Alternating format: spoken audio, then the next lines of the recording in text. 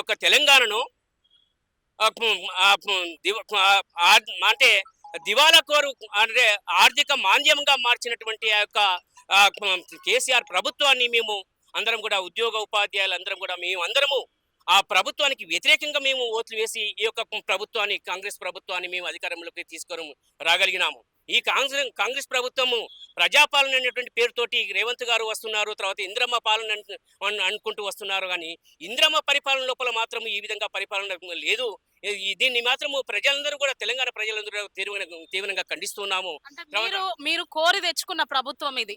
గతంలో 10 సంవత్సరాలు ఇలా జరిగింది. ఇప్పుడైనా మాకు ఇందిరమ్మ రాజ్యం వస్తదని ఆలోచించి మీరు కోరి తెచ్చుకున్న ప్రభుత్వం ఇది.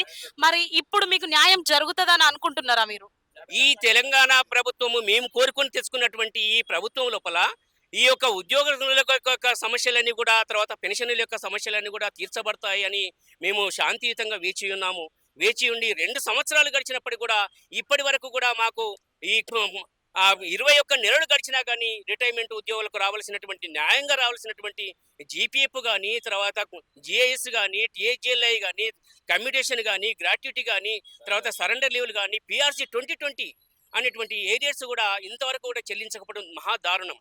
ఈ విధంగా చెల్లించకపోయేసరికి రాష్ట్ర వ్యాప్తంగా అనేక మంది అనేక అవస్థలకు అప్పుల పాలవుతూ, తర్వాత అనారోగ్యానికి గురవుతూ, తర్వాత ఆసుపత్రుల లోపల వాళ్ళు చికిత్స పొందడానికి కూడా డబ్బులు లేక చాలా మంది రాష్ట్ర వ్యాప్తంగా ఇప్పటి వరకు 42 మంది కూడా చనిపోవడం జరిగింది. అంటే ఒకే సంవత్సరంలో 42 మంది చనిపోయినా సార్? 21 నెలల నుండి రిటైర్డ్ అయిన దగ్గర నుంచి 42 మంది ఈ విధంగా చనిపోయినప్పటికీ కూడా మా ముఖ్యమంత్రి, దయామయుడైనటువంటి ముఖ్యమంత్రి ఏమాత్రం కనికరించకపోవడము, ఎంత మాత్రము మేము తెలంగాణ ప్రజలుగా మేము ఏమైనా అర్థం చేసుకోవాలి.